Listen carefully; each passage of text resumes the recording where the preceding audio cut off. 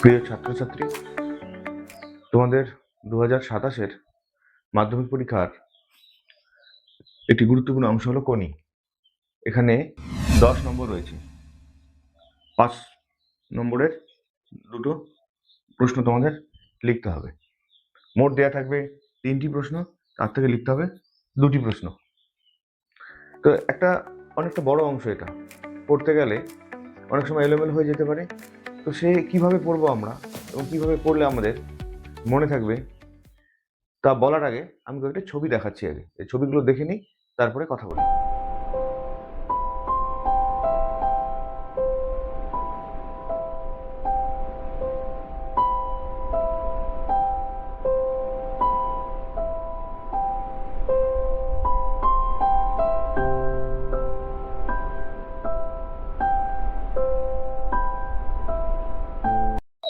এরপর দেখো, আমি ওখানে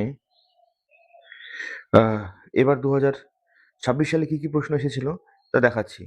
দেখো, লেখা আছে কম বেশি 150টি শব্দে যে কোনো 2টি প্রশ্নের উত্তর দাও। এখানে 3টি প্রশ্ন এসেছে। যেমন প্রথমটি রয়েছে, এটা বুকের মধ্যে পুষে রাখুক। এটা কি, কিভাবে, কার মধ্যে এটা তৈরি হয়েছিল। এরপরে 2 নম্বর প্রশ্নটি এসেছে, তবে আপনার হাড়টা বোধহয় বেশি দিন এই গন্ধমাদন টানতে পারবে না। কে কাকে কথা বলেছিল, বক্তার কথা বলার কারণ কি। আর 3 নম্বর যে প্রশ্নটি কোনি থেকে এসেছে তা হলো, ফাইট কোনি ফাইট। সাধারণ মেয়ে থেকে চ্যাম্পিয়ন হয়ে উঠতে গিয়ে কোনিকে কি ধরনের ফাইট করতে হয়েছিল, সংক্ষেপে তার উত্তর দাও। 2026 সালে কোনি থেকে এই 3টি প্রশ্ন এসেছিল। ঠিক 2027-এও এইভাবেই পরীক্ষায় 3টি প্রশ্ন আসবে। এবার এই 3টি প্রশ্নের মধ্যে যে কোনো 2টি প্রশ্ন তোমাকে লিখতে হবে। এবার অনেক সময় প্রশ্নের মানের ওখানে দেখো যে কোনো সময় প্রশ্ন ভেঙে ভেঙে এসেছে। যেমন প্রথমটি 1+4, পরেরটি হলো 2+3 এবং 3 নম্বরটি সরাসরি 5, মানে কোনো ভেঙে প্রশ্ন আসেনি, একবারে লিখতে হচ্ছে একটা 5 নম্বরের। তাহলে বোঝা গেল যে প্রশ্ন কিভাবে পরীক্ষায় আসে, এবার সেই হিসেবে আমাদের প্রস্তুতি নিতে হবে। এই কোনি উপন্যাসটি বুঝতে গেলে এই কয়েকটা শব্দ সম্পর্কে যদি একটু আমরা মনোযোগ দেই, তাহলে সম্পূর্ণ উপন্যাসটা বুঝতে সুবিধা হবে। দেখো, প্রথমে রয়েছে স্বপ্ন। কার স্বপ্ন রয়েছে? কোনির একটা স্বপ্ন রয়েছে এবং সেই স্বপ্নকে পূরণ করার জন্য সে সংগ্রাম করছে, অনবরত সংগ্রাম করছে। এবার সেই সংগ্রাম করলেও সে পাচ্ছে না, কারণ তাকে নানাভাবে অপমানিত হতে হচ্ছে। গল্পের মধ্যে আমরা দেখব নানাভাবে সে অপমানিত হচ্ছে। এবার সেই অপমান তার মনকে কিন্তু ভেঙে দেয়নি, বরং তার মধ্যে একটা জেদ সৃষ্টি করেছে, অধ্যবসায়। সে প্র্যাকটিস করেই চলছে এবং তার পরিণতি স্বরূপ কি পাচ্ছে, সে সেদিকে সে সাফল্য বা জয়লাভ করেছে।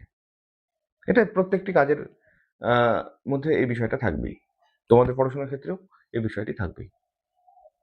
এবার এই যে তার সংগ্রাম, এই যে অপমান, এই যে অধ্যবসায় এবং তার যে পরিণতি হচ্ছে জয়লাভ করছে সে, সেখানে যে ক্যারেক্টারটা বা চরিত্রটার নাম মনে রাখা জরুরি, তা হলো ক্ষিতিশ সিংহ। আমরা জানি ক্ষিতিশ সিংহ থেকেই সে সবসময় কি এই প্রেরণাটা পেয়েছিল। এই ক্ষিতিশ সিংহ না হলে হয়তো কোনি জয়লাভ করতে পারতো না। অর্থাৎ এই যে একটা স্ট্রাকচার রয়েছে, এই স্ট্রাকচারটা তোমাকে মনে রাখতে হবে আগে। এখানে যে কোনো পড়ার যখন পড়বে, তখন যখন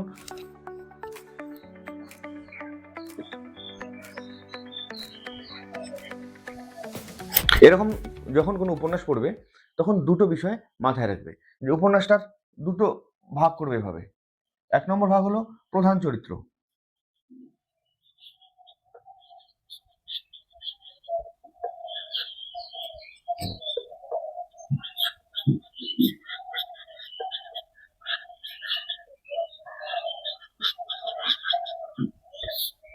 এভাবে ভাগ করে নাও।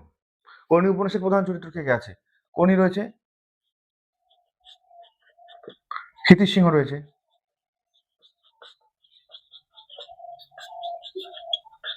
একইভাবে এখানে অনেক অপ্রধান চরিত্র রয়েছে, অনেক রয়েছে।